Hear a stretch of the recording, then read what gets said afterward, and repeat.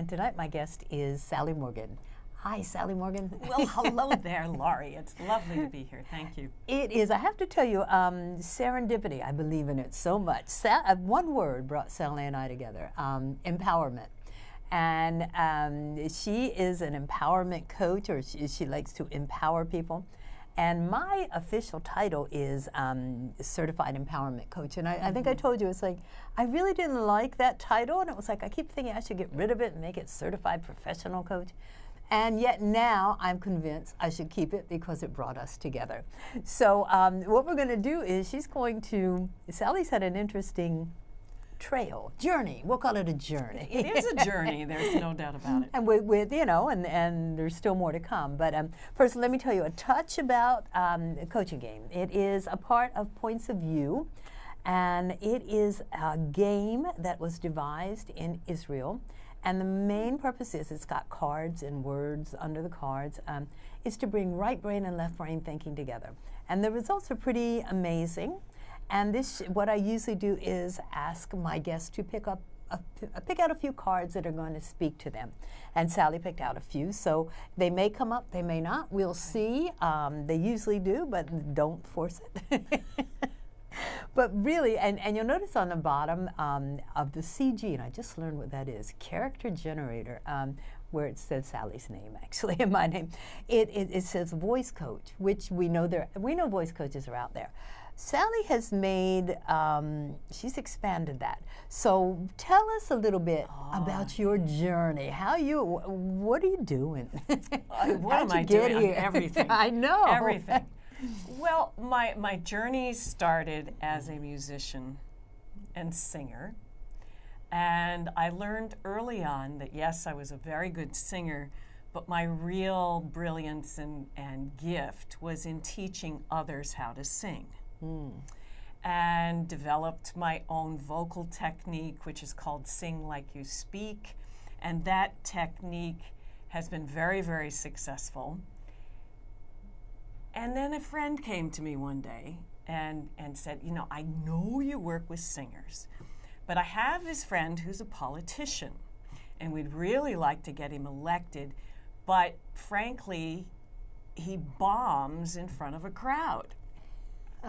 So, would you work with him? Yes, of course.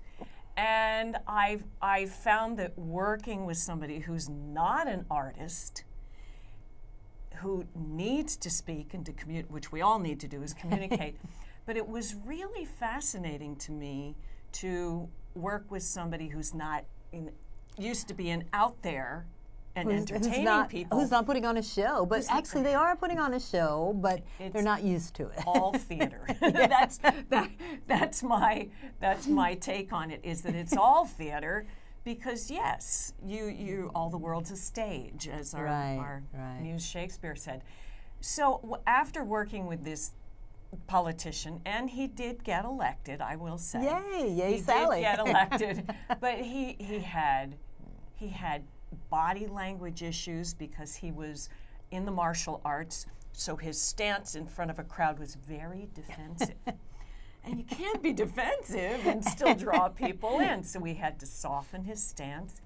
His diction was less than stellar. He was running for state representative, and he didn't say state representative clearly enough so that you could even understand him. Oh my gosh. So we had to work with diction and actually, how do you connect with an audience? How do you connect from your heart to that audience? And I'm going to relate this to the empowerment. Okay. Because when you get your body and your voice empowered, you're much more likely to come from your truth when you're speaking. Okay. If you feel insecure, unloved by your audience, if you don't feel powerful in the way you're communicating, you'll say things that you don't mean, so that empowering the body language, the voice, and having clear diction is definitely empowering because it means that you are going to be heard and understood the very first time you say something. Do you think, now I agree, if I hear someone with clear diction, then I go, okay, they know what they're talking about, and you know, they're, but do you really feel that if I will personally feel more empowered if I have clear diction? No kidding. Absolutely. Wow. Well, it's the process that I work with to get you to that clear diction.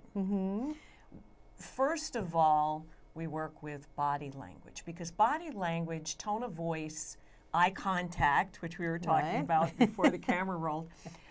Staring into each other's eye. Yeah. And feeling very maniacally, uncomfortable all of a sudden. wondering what was going wrong here, yes. But that's 83% of communication. Wow. 83%. Wow. That's a hellified statistic, 83. It is. Wow, It is. okay. So when you get okay. So if I was sitting here like this, and I would match it, and we would be very lackadaisical. And and you introduced me as a voice and presentation skills coach. All those people are going to say, I don't think so. But if you go through the process of finding your power center and opening the body with core muscle, you just feel empowered. That's the first step. And your power center is in the pelvic region where those very powerful lower abdominal muscles are. Really? I would think, It's actually I would think it would be in the shoulders. No, it's a physical spot where there are a lot of nerve endings that come together. And in the pelvis, working from there to open the body, you do feel powerful. I've actually worked with kids on this, and this is fascinating because they have no reference to a power center whatsoever. Right. And when I work with kids and say, do you have a place inside of you that is very, very strong? Do you ever use it? No. That's fascinating. And they're talking about the pelvic area? Yeah. And when I say, where is that place? They'll point. Wow. So we all have it. We can feel that power. It's that as adults, we've gotten so far from that innate sense of, I am, and I deserve, and I am powerful.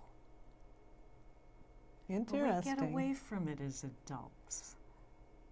That's, yeah, I'm not sure why. Well, I guess we take in more information, and of course we're not going to remember. It's like a critic's review. You're not going to remember the good ones. You're going to remember that one bad one, and then internalize it, and it becomes you. And then you find proof to he was right. He was right. Exactly it. That's exactly it. Because you get told you're talking too loud. Oh, okay.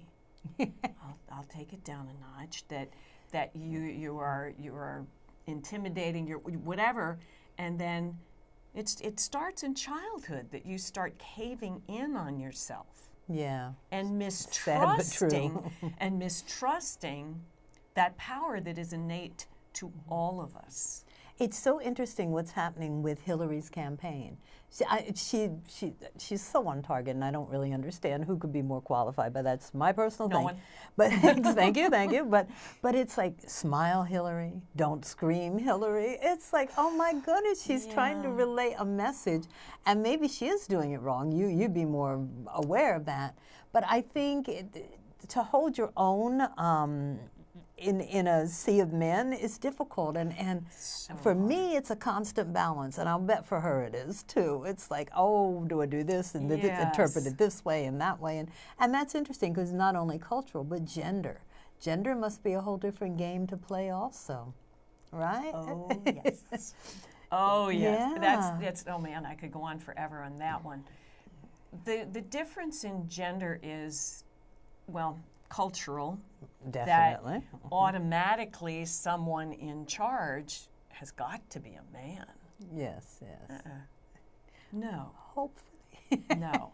No. We're hoping to move we're hoping we're moving it toward that. So, that thing. okay, so let's talk about Hillary. Hillary's gifts are in her brilliant Yes, mind. Terribly brilliant. Yeah. Her ability to lead, and I'm sure as a woman of her age, having started this career at a time when she would have been dismissed outright just because she's a woman, Right. she had to develop. See, she didn't develop from the power center. Here, she developed more right here from that gutsy Yeah. strength. And I think you have to have that in order to play the game. well, I would have worked with Hillary differently. I'm sure that she's had help. Oh yeah. I'm sure she's had help. I would have worked more from that innate power, that presence of spirit, even we could say, that would give her a glow and an ease and leave her open to the brilliance, to pass that brilliance on. Ah, okay. And that may be going a little. No, I understand, but you're too far opening away. you're taking your power and you're just opening it so you can give and Right. receive, Because so. instead of giving, she's forcing it at us. Yeah. She's not just laying it out there, but she's in a race for the president of the United States. So We'll see how it turns out, but but yeah, that's so interesting. So and on that same line, the statistics for women who make it into the upper stratosphere of power and management, 80% say I don't want to play. I don't like this game, and they quit after they make it all the way up the ladder. I had someone on the show with that statistic, and it was like, oh my gosh. So there's a gentle coupling of all the talents, and I think that's what you're saying you're doing. I'm giving you the voice, I'm giving you the presence, I'm giving you the power, and I'm gonna make you a person here, But so how do you go about doing that? yeah, and I don't ever say that I'm going to make you do or be anything. You're going. Okay, let me go at this from an exercise that I do Oh, okay. with private clients and in my corporate workshops. Okay. And that is, it's what I call the superhero. Okay. It's your superhero posture and persona. And I have a superhero worksheet that people fill out, and I don't care what profession you're in, you do this, so that you come up with, if you were a superhero, what would your personality be? And I always precede this with my superheroes. My dad was one of my superheroes. And I'm going to cry a little, but my dad was a super giving person. That's, to me, why he was a superhero. Cool. Okay. So somebody can be super kind, a super volunteer, super helpful, super teacher. It doesn't mean violence in any way, shape, or It doesn't mean form. X-ray vision or being able to fly or things like I'd that. like to fly, but no, that's not going to Yes. happen. So working on superhero posture, they have to come up with a name, a superhero name. And this is the foundation of where they come from. So it gives you a little character, so you can kind of cheat and be this character. You don't have to be Sally. You can be superhero Sally. Yeah. It gives you freedom to be a little more bold and a little more in your superhero posture. And when I do this, especially in a corporate workshop, I call it a command the room workshop, people start acting differently. Really? You look around the room and there's so much more energy in the room and confidence. And then people say to me, but that's not me. And what I say to them is, you could not possibly have come up with those qualities or that name if it wasn't you. That is you. You're just That's bringing more them you out. Wonderful. than the person you've been all these years. That's truer to the source of who you are, is that superhero. And they go, yeah, it is. Now that's empowerment. Yes, that's empowerment. So then, what do they do with that? I mean, do they go back into the shell when the session's over, or do you give them ways to? Oh, I definitely give them follow up. In Yeah. fact, I had an email from a guy who had been in one of my Command the Room workshops at a corporation, and the email said that he loved the workshop, and that the very next day he had a very challenging life event. He didn't say what it was. Okay. But I trust him that it was a very challenging life event. And he said, all of a sudden I thought, superhero. He said, I went into my superhero, I stayed there. He said, there's no way I could have gotten through that day with my sanity without that superhero. Wow.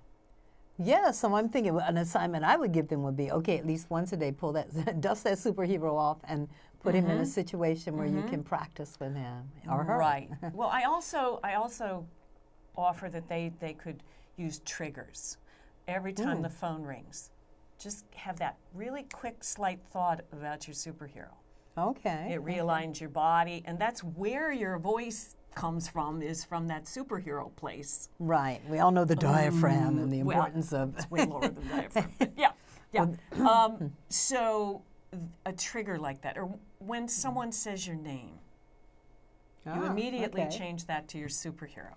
Dun, dun, dun, dun, dun. Yes. And then you notice, oh, I'm already in my superhero. Over time, it becomes more of a habit. Becomes more comfortable, sure. Exactly. Yeah, because in the beginning you're trying on a new outfit, but then or trying on a new pair of shoes, and then you get used to them. So, Right.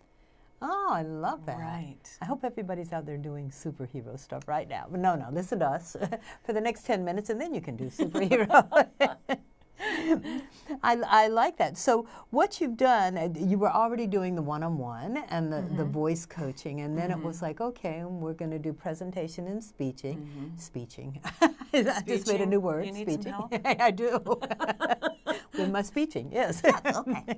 And then it was like you expanded it to groups. How do you show up in a group, and how does the group? Do you also do how does the group show up? Oh, absolutely. Yeah. Absolutely. We can relate this to a networking event or walking into a business meeting. The dreaded networking. Yes, yes. And I love networking events. Really? Oh, yeah. Oh, Man, I you're put my unique. superhero on and I go in there and say, hi, how you doing? You're unique. I love people.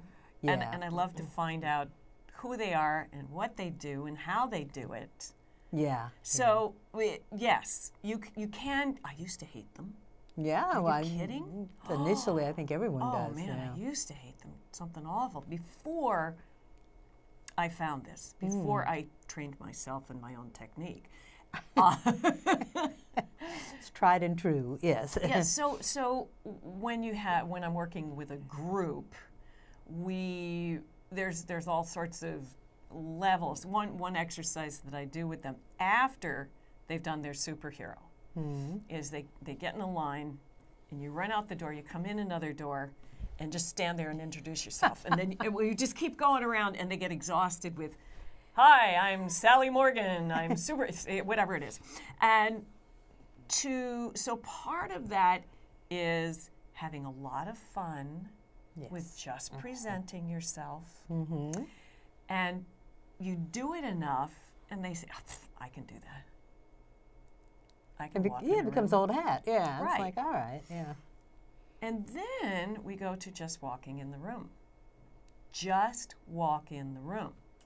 Because when you go to a networking event, or if you're the keynote speaker, they never introduce you on time. Right. So you're standing there on stage waiting for somebody to say something about you.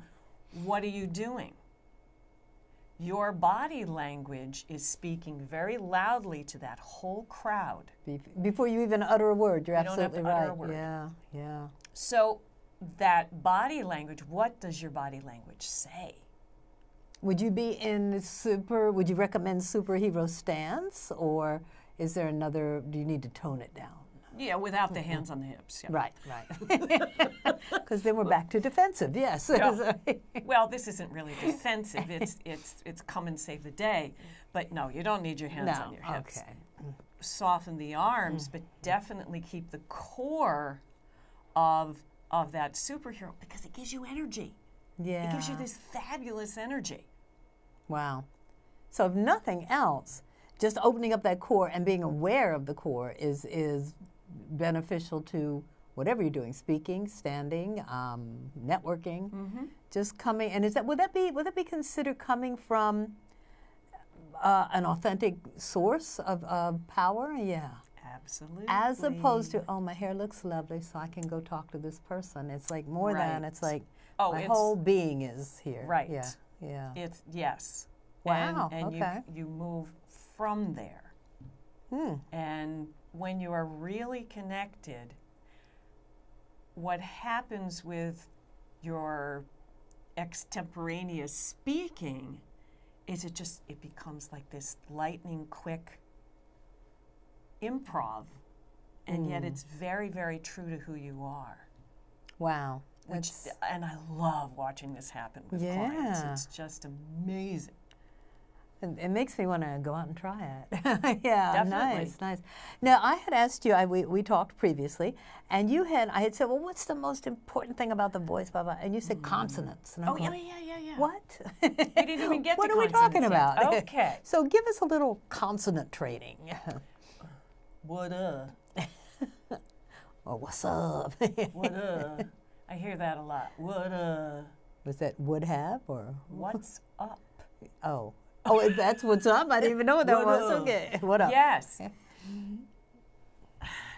Consonants. They're the action of our words. They connect you to that power center. Oh, If okay. you really are using your consonants, you're speaking right from your power center. You are being very kind to anyone who's listening to you, because you are so understandable when you are using your consonants. Yeah. Give us an example. Okay. Well, I wrote a book, Accent Modification for Dental Professionals. And I just found that out before we went on the air. I'm going, what is that? How absurd is that, right? How weird and strange. But yes, I did, and developed this whole program for foreign trained dentists coming to the U.S. to get their 2-year certification to be legalized here in the United States. Okay. So the subtitle of the book is, did you say rude kernel or root canal? and there are so many ways in which we misunderstand each other. Definitely. Don't let diction be one of those contributors. So, enlist might be endless. Ah, okay. At the moment, I'm not coming up with anything really stellar. Well, you used an example of Marilyn Monroe and Some Like It's okay, Hot, yeah, right? okay. Yeah, and it was like, oh, okay. All right. So you take an iconic phrase, like Marilyn Monroe said in Some Like It Hot, because she says, yeah, jazz, it's hot, or something like that, okay? Yeah, jazz, it's hot. But she doesn't say it that way. She says, yeah, jazz, it's hot. She doesn't say, yeah, jazz, it's hot. So you can definitely hear the consonant and And the contrast between the consonant and the vowel. Clint Eastwood. Go ahead, make my day. So if he just said, go ahead, make my day. he probably would have gotten shot. He would have gotten shot. But instead, he says, Go ahead, make my day. Huge power. Definitely. In that, because he used the consonants. So here's a little exercise for everybody out there. Write your name down. Your name and your company, however you might introduce yourself. Look at what the consonants are. And do your best to play those consonants. Now your name is a little harder. The first name anyway, yeah. Because L is not necessarily a letter you can play a lot with, but why don't you go ahead and introduce yourself? Hi, Laurie Lawson. And a lot of people go, Maury? And I'm going, no, Laurie. And I'm done. Okay, so what you just did was you emphasized the R in Laurie. I did, you're right. Instead of the L. Laurie.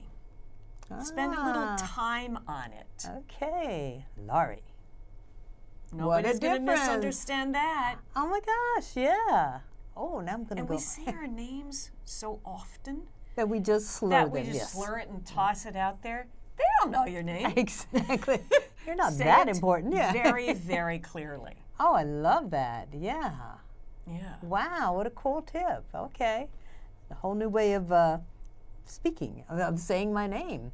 Wow, Yes. okay. So consonants, core, oh, we could have a bunch of C's here. What else? Consonant, core, communication, one of the cards. Communication, yes.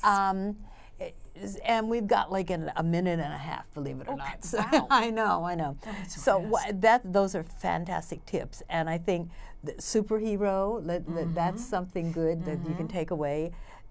Play with the consonants in your name and in anything that you in your company. Exactly. Your company, So yeah. usually I say to a client, what's a few different phrases that you use all day long?